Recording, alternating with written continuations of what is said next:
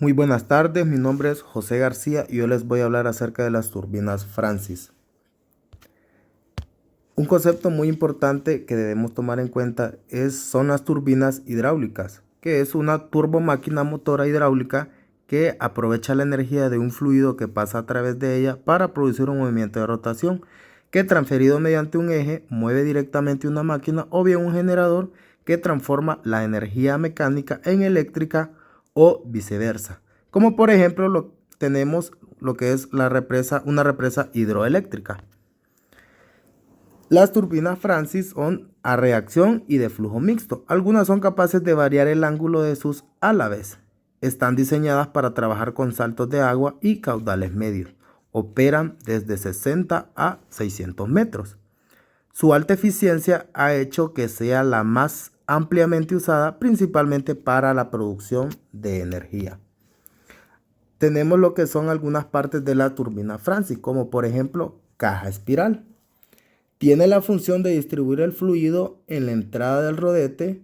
Su forma espiral permite que la velocidad media del fluido permanezca constante. Tenemos lo que es también el predistribuidor. Compuesto por álabes fijos, su función es mantener la estructura de la caja espiral y conferirle rigidez transversal. También tenemos lo que es el distribuidor. Consta de dos bielas movidas por servomotor de aceite que hacen girar el anillo donde pivota un extremo de las pequeñas bielas, las cuales a su vez hacen girar a los álabes que pivotan en torno a un eje fijo, sustituyendo al inyector de las turbinas Pelton. También tenemos lo que es el rodete. Es el corazón de la turbina donde tiene lugar el intercambio de energía entre la máquina y el fluido. También tenemos lo que es el tubo de aspiración. Tiene dos funciones: recuperar la energía cinética que tiene el agua a la salida del rodete. Exige que la sección del tubo crezca en dirección del flujo. Recuperar energía geodésica que tiene el agua a la salida del rodete. También tenemos lo que es el codo de entrada en el tubo de aspiración, que es la salida de la turbina. Su función es darle continuidad al fluido y recuperar el salto perdido en las instalaciones que están por encima del nivel del agua a la salida. Tenemos lo que es el funcionamiento de una turbina Francis. El agua llega radialmente sobre el rodete y al atravesarlo se desvía en un ángulo recto para descargarse en sentido paralelo al eje de rotación. La transformación de energía cinética no es completa, por lo que la velocidad de entrada del agua en el rodete es menor que la correspondiente al salto existente. Pueden posicionarse horizontal o verticalmente. Tenemos también lo que son algunas aplicaciones de la turbina. Se pueden usar tanto en centrales de pasada como en centrales de almacenamiento y son del tipo de turbinas más utilizadas. Son muy costosas de diseñar, fabricar e instalar, pero pueden funcionar durante décadas. Pueden usarse para el bombeo y almacenamiento hidroeléctrico.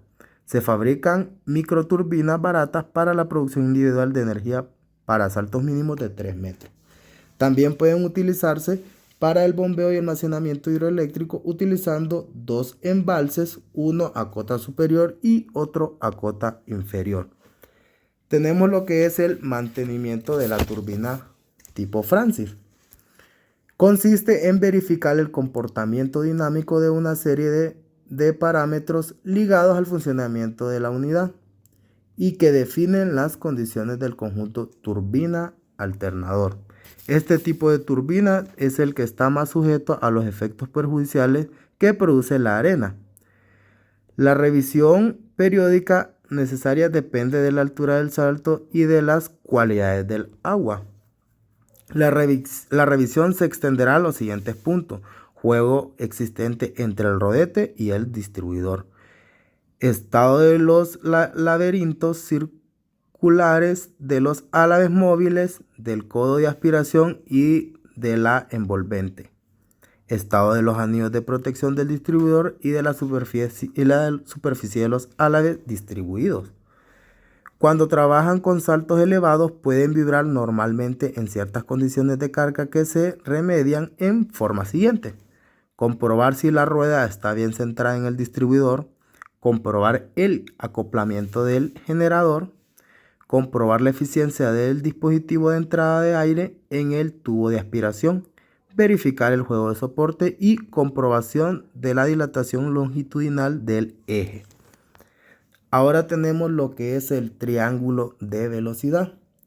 Si analizamos los triángulos de velocidad que existen en la entrada de la máquina, tenemos tanto un rodete de color negro como algunas palas de rodete en color rojo. A la entrada del rodete, el fluido tiene una componente de velocidad lineal de arrastre U1. También una componente relativa W1. Y la suma de U1 y W1 nos da el vector velocidad absoluta V1 en la entrada.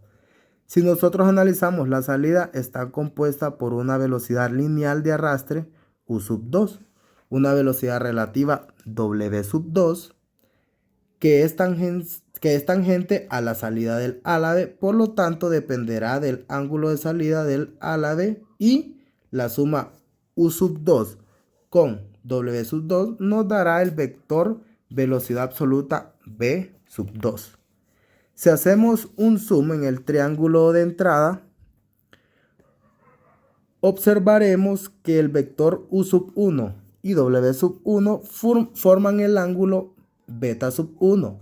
Ese ángulo β1 lo define el ángulo de entrada al álave, por tanto viene impuesto por el rodete. El ángulo α1, como anteriormente hemos dicho, lo establece el distribuidor, y este ángulo α1 coincide con el ángulo de salida del distribuidor. Por lo tanto, la dirección del vector velocidad absoluta vendrá fijado por el ángulo de salida del distribuidor. En cuanto al ángulo de salida, el ángulo α2 vendrá formado por el ángulo que forma el vector U2 y W2, mientras que el ángulo β2 vendrá establecido por el ángulo de salida del rodete, como hemos dicho anteriormente, y definiré el ángulo que existe entre U2 y W2. Conocidos los triángulos de velocidad tanto en la entrada como en la salida de la máquina, podemos conocer la altura teórica de Euler mediante la ecuación de Euler. Aunque existen diferentes clasificaciones, como previamente hemos visto, que una de ellas es atendiendo al grado de reacción, otras clasificaciones importantes es atendiendo al tipo de instalación, número de flujo, posición del eje o altura del salto. Aunque la más usada es la que determina el tipo de rodete, que puede ser un rodete lento, un rodete normal o un rodete rápido. Muchísimas gracias por su atención. Con esto concluyo lo que es mi presentación acerca de las turbinas Francis.